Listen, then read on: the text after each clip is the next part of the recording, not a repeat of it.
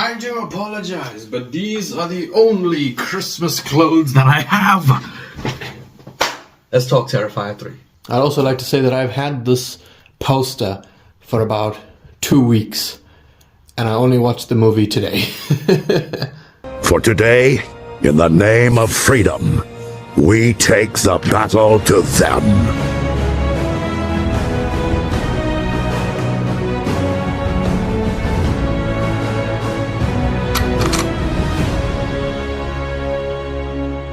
Hello and welcome to my spoiler review of Terrifier 3.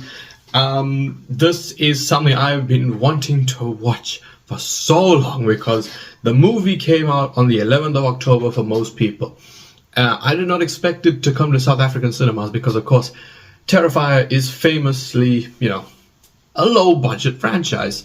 But amazingly, with this movie, I believe having a budget of about 2 million, it did come to cinemas here. Unfortunately, to eliminate any chance of children coming in, they only had it at 8:30 in the night. So that's why I got the poster from the cinema before I watched the actual movie.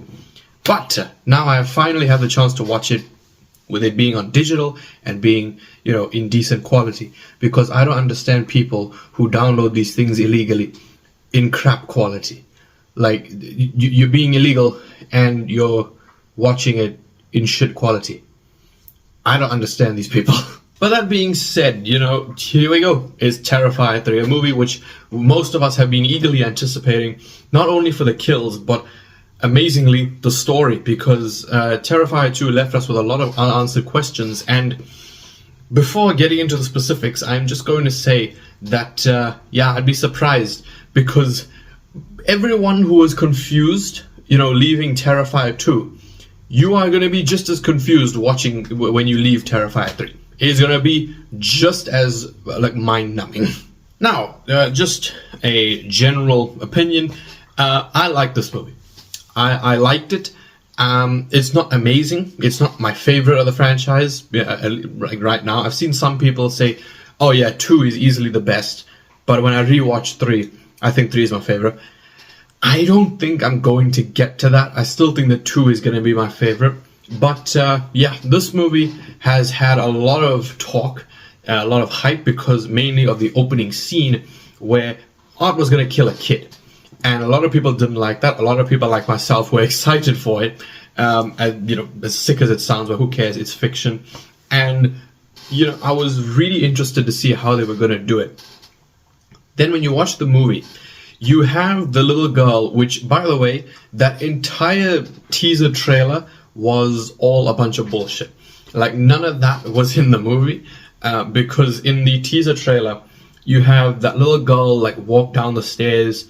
Art is, unpacking presents and stuff, and she says, Santa! And then Art just, lifts up with the axe and he laughs and turns around. That was not in the movie. So in the actual movie, he goes up the stairs to the little brother's room, who's probably 7 or 8 or something, and you get an off-screen kill. Something which I don't think we have had in this franchise other than Ali's mum in the second one. I could be wrong, but yeah, I think Ali's mum was the only kill in this franchise prior to this movie that was off-screen. And that was that was good, because you just saw the aftermath of her head being used as a popcorn bucket, or in this case a candy bucket, and you just hear the axe going and you just hear the squirting and the crunching and the squishing. It's great sound design. But yeah, I was kind of annoyed that we didn't see the carnage. Yes, obviously we do see the aftermath.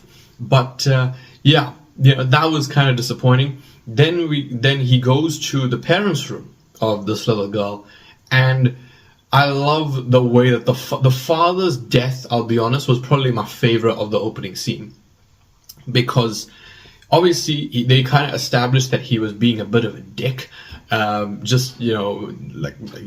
quote unquote yelling at his wife, and you just Art. You don't even see Art. You just see the Santa outfit, and that's what I loved about it. you just see, like, in the background, you just see the axe going, and, you know, you see it going over and over and over. And then, of course, the wife, like, puts the light on and stuff, and you just see the husband getting chopped up and sliced. It's brilliant. The mum's death, though, is where, like, the second movie, there were quite a few scenes where I could see, okay, that is a puppet, or that's, you know, like, makeup or something like that. The mum's head, when, I don't mean to be critical, but when Art, like, sticks the axe in her head, that looked, I could easily tell, I was like, okay, that looks very fake. That does not look good, you know, like, that was just questionable. But yeah, he chops her arms off, which, by the way, they really just went for as far as, like, chopped off limbs go in this movie. Because he loves chopping off hands, fingers, legs, friggin' arms, everything. And then, after the mum is killed, he has friggin' milk and cookies, which, just fantastic. That is one thing that I will give this movie, is the art in this movie is probably the best he's ever been. He is so fucking hilarious. He's so funny. The comedic timing as well is just fantastic. You know, of course he's brutal, so he's scary when he needs to be. But yeah, he was just hilarious. He really, really was. Like that scene, he just slaughtered a family. Alright, he butchered a child. He, like, killed a husband next to his wife. He cut the wife into, like, a dozen pieces. And now he's just sitting there, dipping his cookies in the milk and blood, eating it, washing the dishes. I thought that was hilarious. And then he hears the tap. And, you know, he opens the cupboard and he sees the little girl there. And then the camera zooms in on the axe. So it is implied that he killed her as well, which I cannot believe that happened. That made me laugh my ass off. The first time I saw it, when I saw it, because the child that this entire controversy started with, you know, however many months ago it was, we got the trailer for this movie, and we saw that he was going to kill a little girl. The little girl was the only character in the opening scene that we didn't see get killed. I thought that was hilarious. So yeah, the opening scene, I thought it was really good. Of course, I will talk about the kills right now, because really that's what you come for the movie for, and then we will talk about the rest of the movie. There's that kill. There's the kill in the old house. I don't know what house this is, but it's clearly where Art's workshop. Oh my god, Art's workshop is, and it's where him and Vicky were just sitting still for 5 years. Like, what? Why? That made absolutely no sense to me. I didn't understand why they would just sit still for 5 years. You know, Vicky, at least it would have made sense, because it is implied that she offed herself. Obviously, we knew she wasn't going to die, but it's implied she offed herself. Art just went, sat in the chair, and then we get the 5 years, like, the jump thing. So that made no sense. But yeah, there's the guy that gets stabbed in the neck and then just stabbed a bunch, which, yeah, I mean, that's fine. Like, we indifferent to that.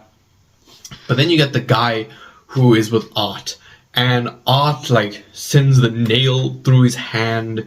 He bites his fingers off. I think he breaks his arm or something. And then you get a really cool visual here where he takes a box cutter and he cuts along the guy's, like, nose, up his forehead, along his scalp, and then he, like, digs his fingers in, and then you get this really cool visual, and he just pulls it all down, and you see, like, his eyeballs fall out. It's so cool. It is really, really good looking. It kind of reminded me of Jigsaw in that movie at the end, where the guy gets, like, the lasers put down his head, and then you just see it, like, split like a flower. That's what that kind of reminded me of. The other kills in this movie, you know, I mean, there's only two that I can really think of right now. The rest were kind of just, you know, off to the side. The shower scene. This is the one that I've seen people go on and on and on about, saying that this is this movie's version of the bedroom scene. And, you know, I will agree. This is clearly the big set piece as far as the kills go in this movie. And This one was interesting because I love the setup to it as well. It's not just the scene, like the kill itself, which was great. It was the setup, because you have the podcaster girl, I think her name is Mia, and Cole, I think. They're talking, and Cole is like, you were being like insensitive towards Sienna, whatever. And and Art enters the house, and she's talking about what she would do to, be in the presence of that evil, to look into his eyes and see if you'd see a soul or whatever. And you just see Art like listening in. She's like, he's the the most infamous killer since Jack the Ripper, and you just see him like, oh, it's brilliant. And when she's like praising him, Cole is just like, you sound like you want to fuck him, and she's like, I don't want to fuck him, and you just see him go. The amount of disappointment and the amount of acting that David Howard Thornton does without any sounds is just fantastic. It really was brilliant. That was the funniest scene of the movie, in my opinion. And then you get the shower scene, where, this was in the trailers, of course, where they were doing it in the shower. And then, interestingly enough, the one who we wanted to see get the more brutal death gets the more lenient death. Mia, I don't even remember what happens to her. I think she just gets cut a bunch. She gets cut in the face. Art like pulls parts of her face off, and then he takes his sunglasses off, and I think that was genius, because of course she mentioned she wanted to look into his eyes. He takes the sunglasses off and he just goes like this. It's brilliant. It really, really was. It was fantastic. And then of course he puts it on her. So that was good. But then you get to Cole's death. Oh my god. This one, it's interesting, because you have kills like this. You have kills like the bedroom scene. But then, even the first movie with the hacksaw. But in my opinion, the kill from Maxine, well, not even kill, the alley scene from Maxine, which if you've seen it, you know what I'm talking about. That scene is worse than any of the kills in the Terrifier movies, in my opinion. Even if the guy doesn't die, that's actually worse. But this scene, he gets his foot cut earlier. Art pulls the foot off, and then he revs up the chainsaw and shoves it up the guy's ass and just saws along his back. It was and then you get the close up of the balls and stuff, which really is what made me think of Maxine. Then he flips him over, saw through the dick, through the balls, everything, and it was crazy. And then of course you get the iconic shot of like Art just going in the pile of blood and making the snow angel. That was brilliant. But in my opinion, the hardest to watch kill of the movie is Jessica, or Jess, whatever freaking name is. Well, it doesn't matter. She's dead now. And Art has, this is in the final act of the movie, where you have all the characters like your Sienna and Jess tied up. And as soon as you see there's something wrapped up in paper and there's blood at the bottom, you immediately go, oh, that's a head. It's clearly a human head. And as soon as you see the uncle's head on top of the tree, you're like, okay, it's Gabby. Art takes this clear tube, and this is the one time I had no clue as to what he was going to do. I thought that the only thing that popped into my mind is he's going to put the tube in her mouth. And I really should not be doing that gesture. He's going to put the tube in the mouth and then take the blowtorch and like cook her from the inside. That's what I thought was going to happen. But then he like took a mallet or whatever and just hammered the tube into her mouth. And then when he looked at the skull, I was like, oh my god, he's going to like feed her parts of her daughter's flesh. That is going to be disgusting. That's what I thought he was going to do. But no, he does the too fast, too furious. He takes the rats and puts them in the tube and like uses the blowtorch to entice them to go in. And oh god, this is disgusting. This is the worst scene in the movie. And then he like cuts her neck open. You just see the rats fall. Ugh. Like, oh god, it was terrible. It was really horrible. But yeah, as far as kills go, that's really all the ones that stood out to me. But now looking at the story, the movie, after the opening scene, picks off immediately after the second movie, where you get the officer who goes to like look at Art the Clown's body, and Art's body starts strangling him, and that guy dies, and then we go to Vicky. Now this is what I was interested in seeing, is what they were going to do with the character of Vicky, because in my head I was like, this is so cool. You know, we had Terrifier, which is Art the Clown, because of course when the first movie came out, no one knew, not even the writers knew, that the Terrifier was going to be a ride. So we were like, okay, Art the Clown is the Terrifier. Then you get to Terrifier 2, where you have two Terrifiers. And then when I saw the post-credit scene with Vicky, I was like, alright, Terrifier 3, we're going to have 3 Terrifiers. We're going to have Vicky, we're going to have Art, and we're going to have the little pale girl. I'm like, fuck yes, this is going to be so cool. The pale girl wasn't in the frickin' movie. I don't understand why. I don't understand like what made them cut her, because in my opinion, she's the creepiest character in this franchise. I've said this, you know, Vicky and the little pale girl are way creepier than Art, in my opinion. I don't know why they decided to cut her, but there probably was a reason. And we have Art eating the face of the woman from the asylum, and of course she played the Clown Cafe singer in the dream sequences, and he's eating her face, and then that's like traveling along this tube that goes into Vicky's mouth, and it's like, oh god, this is horrible. Like, I'm saying it's horrible now, but when I actually watch it, I was like, holy shit, that is so cool. But yeah, so there was that, and then Art gets his head back, put his head put back on his body.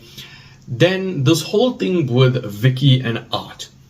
So the theory that Jonathan proposes, and of course, I mean, I caught it because it shows up in the letter for like 2 seconds. I paused it and read the letter, and then later on in the movie, Sienna ends up reciting the entire message to him, basically saying that this demon wants to enter the real world, but it needs a vessel. And the vessel, it needs to be of someone who's like recently deceased, by someone who is extremely evil, like a serial killer. And of course, Vicky is a victim to Art, who, of course, she was. And that's the thing I don't get, is because it says recently deceased, but Vicky didn't die. So, doesn't really make sense, but it's fine. And Sienna is like the counterpoint to it. So essentially, what I pieced together is Vicky was the demon, and Art was like a minion, which, not liking how that's going, not liking that at all. I do not like when they take a villain and just go, oh yeah, 3 movies in, yeah, there's someone bigger than him. So it's like really, that's stupid. They did it with Michael Myers in Halloween 6 with the whole corn. Oh my god, the Thorn cult thing, where Michael just became a henchman.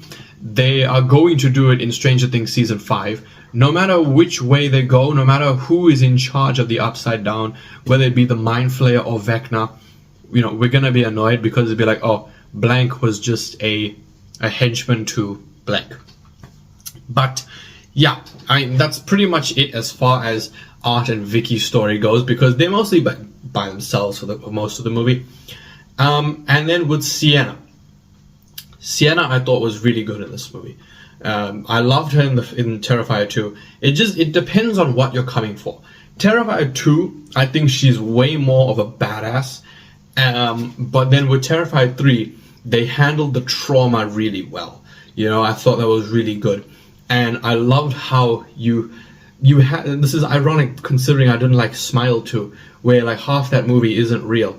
Here you didn't know what was real and what wasn't. Like Sienna seeing Art, what she saw and what we saw is Art walking in front of the door to the shop, and then he looks at her, and then he like waves and then carries on walking.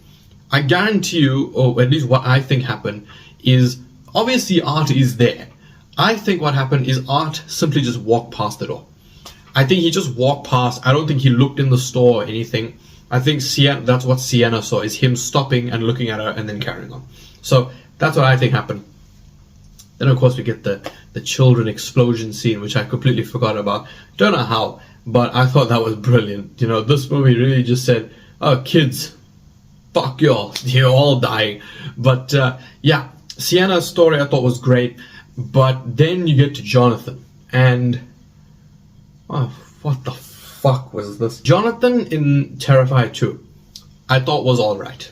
You know, he's clearly, I mean, of course, all of us have been there. You get to that phase where you're just obsessed with these serial killers. You want to know everything about them. Maybe not to the extent of Jonathan, where you're gonna dress up as one, but yeah. So he was like an okay character. This movie, I was like, okay, now we're gonna get into some good stuff. He's barely in the movie. He's literally barely in the movie. He serves basically no purpose. I cannot think of one thing of substance, of value that he did. He was just there to remind you, oh yeah, Jonathan, you remember him? Yeah, he survived. That was it. And then at the end of the movie, they're like, oh yeah, it's Jonathan. Jonathan died. Which really, anyone who has seen more than one movie in their life knows that if you don't see a body or the kill, there is a 99% chance that that character is alive. I seriously doubt that Jonathan is dead. And when we get Terrifier 4, which will probably be, that was 2022, 2 years, 2026 probably, you know, same year as Avengers Doomsday, Spider-Man 4, holy shit, 2026 is going to be a big year. When we get Terrifier 4, if Jonathan is actually dead, if he is not in Terrifier 4, I will delete this channel and I will, actually no, you can comment, you can say whatever you want, whatever you say, I will do as a punishment, because I guarantee you, he's alive, and yeah, as I said towards the beginning, is, you know, when you left Terrifier 2, you had so many unanswered questions, so many things that were left ambiguous, and you were just left confused and needing answers. And Terrifier 3, while yes, answers some questions from Terrifier 2, leaves you with more questions than it does answers. So you leave Terrifier 3 just as lost and confused as you did Terrifier 2. And that is the one main criticism I will give this movie. And Terrifier 2 to some extent, but mainly this one, since this is the second time they've done this, is this inability to make a proper conclusive ending. Because obviously, we all know, with horror villains, you can never kill them off, or at least horror franchises, you cannot just end it. You know, if any genre is known for having a ridiculous amount of sequels, it's the horror genre. And Terrifier, you can make as many movies as you want of this. People will go and watch it. This movie has become the highest grossing unrated film of all time. That is ridiculous. But yeah, you know, even if we obviously know there's going to be another one, you can have a somewhat conclusive ending. This movie, it just ends. It literally just ends. And the first movie, it kind of did that, but that made sense because Art died, Vicky's story was kind of concluded, and then Art just comes back to life, and that is the quote-unquote cliffhanger. Terrifier 2, they kill Art, and then the movie just ends. Then this movie, you have like an Across the Spider-Verse, actually not really Across the Spider-Verse, because that was done really well. You have a Fast X situation where the movie just ends. Like, it's like, oh yeah, we're just gonna cut to credits. We don't need to think about anything, just cut to credits. And I really don't like that. I really don't like that, how they are just prolonging the story as long as they can, because they are trying to figure out what they're trying to do with this origin story, with these characters. And I'm not a fan of it. I'll be honest, I'm not a fan of it, because it doesn't feel like other characters, like Freddy, where you kill them off, and then the next movie they have like some sort of reason, like something happens, and then they come back. You know, like Chucky. Chucky died in the first Child's Play. Second movie, they rebuild him, and then like an electric thing brings him back to life.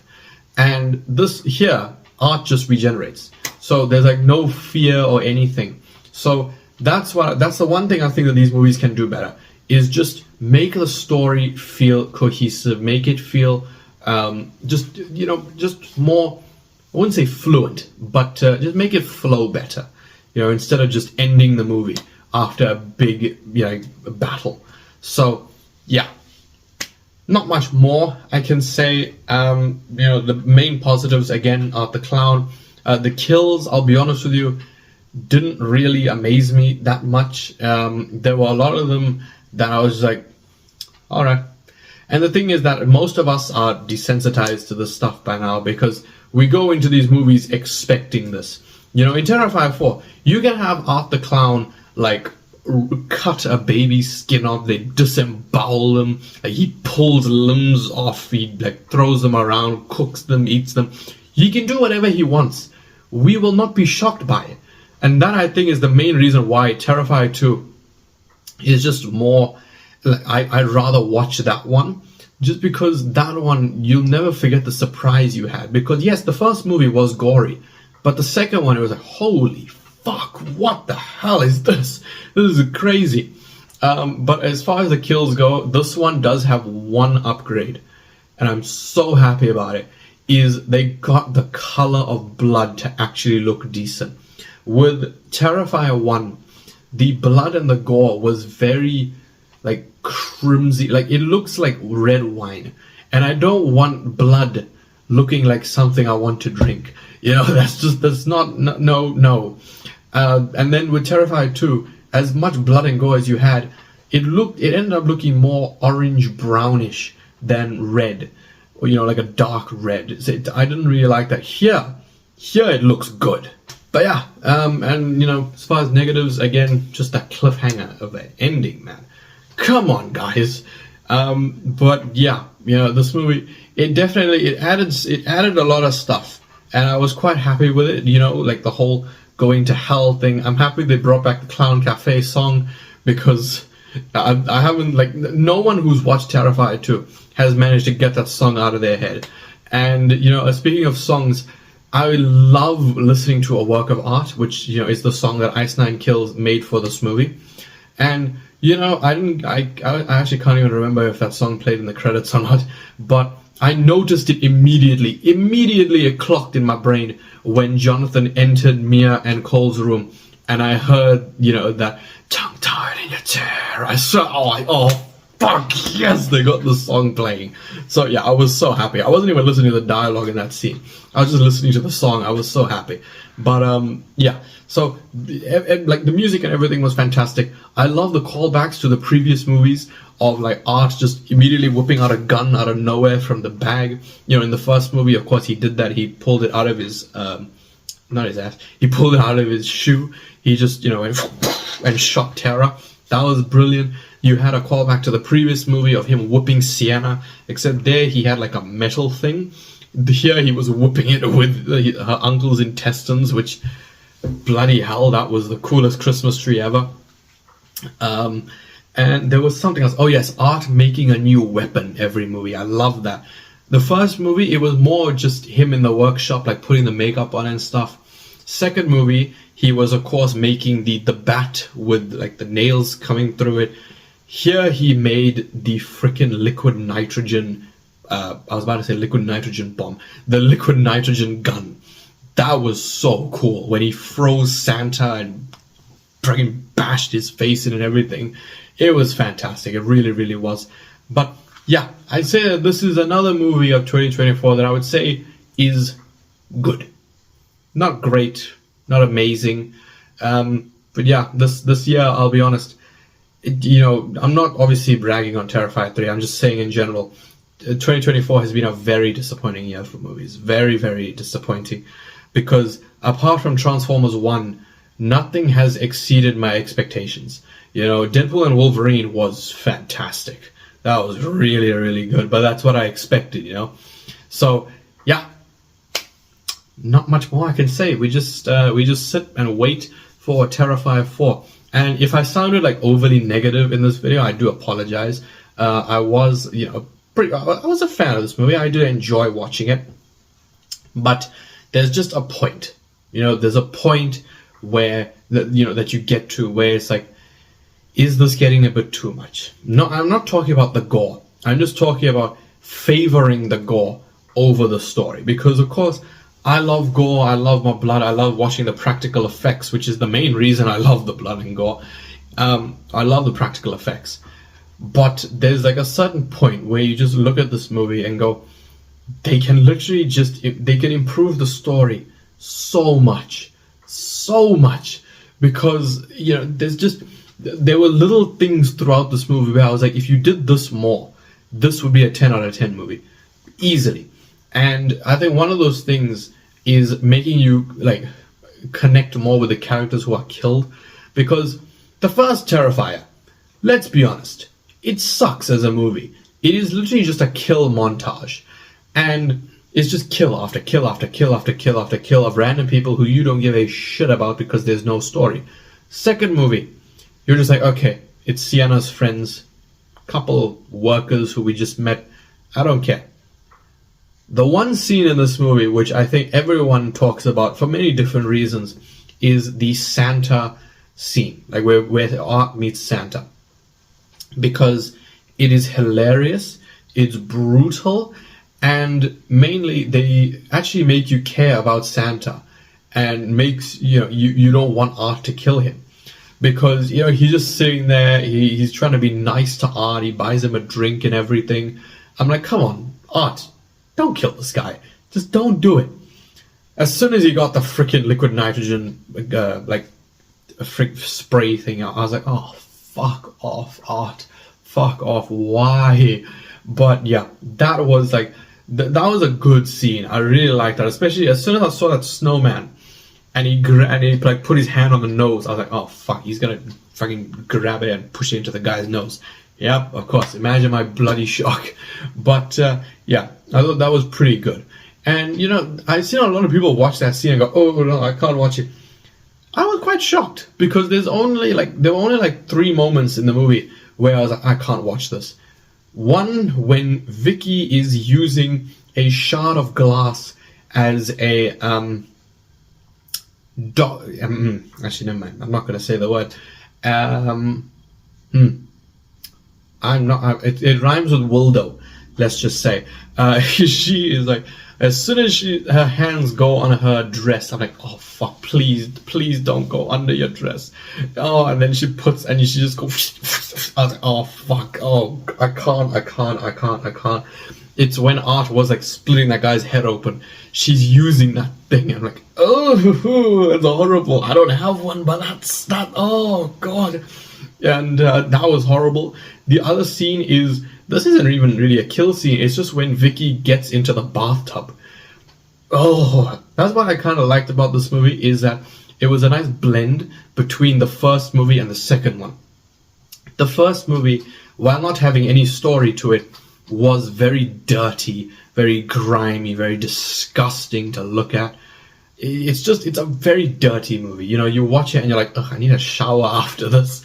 Then the second movie is very fantastical, very supernatural, actually has something called a story. And then in this movie, they kind of combine the two. And it's that scene where Vicky gets into the bath and you see that bath full of blood. You're like, oh, oh god, no, that's terrible. That is horrible. Please don't ever do that again. And then, of course, the third scene is the one I mentioned of the rats going down Jess's throat. So, yeah, oh my god, one thing I've completely forgot about is Gabby. I thought Gabby was a great character. I thought she was really, really good. She was a nice, fun little addition to this movie. I'm glad that she wasn't killed. I'm not going to say she survived, because I'm going to assume that she fell into hell. She's in hell now. And I think that would be really cool if in Terrifier 4 we go to hell, because that would just be so cool, dude. That would be so awesome. And we just see, we get to see Art in hell. We get to see Vicky in hell. That would be so awesome. And yeah, of course, now Sienna has to go and rescue her. And she can't do anything until she rescues Gabby, because Gabby has the sword. Gabby has the blade which can kill Art the Clown. And I'm going to be very interested to see how they're going to kill Art, because she did use that blade to cut his head off in the second movie. And that did fuck all. So, who knows, man. So yeah, that was just my overall spoiler review of Terrifier 3. I think that this was a solid release. Not my favorite of the franchise, but I thought this was quite solid. You know, the kills were good. The story, it felt like a good progression of the previous movie. It's just this overall thing of the lore and stuff. You can tell that they are just prolonging it because we were all excited for Terrifier 3, so we can have all of our questions answered from Terrifier 2. And we left with more questions than we did get answers. So, yeah, I still think this is definitely a watch worth your while, especially if you love the first two movies. If you do not like the first Terrifier or the second one, the third one is not going to do anything to change your mind. So, yeah, I think instead of watching something like Kraven the Hunter, which I haven't seen but I've heard is terrible, please just watch Terrifier 3. I think this was a good entry in this franchise. So yeah, please let me know your thoughts on Terrifier 3. Please don't hold back with the spoilers, and let me know your thoughts on my review. Do you think I was too negative on the movie? Do you think I was too generous with some points? Please just let me know everything down in the comments down below. If you did enjoy this video, then please leave a like, subscribe, and goodbye.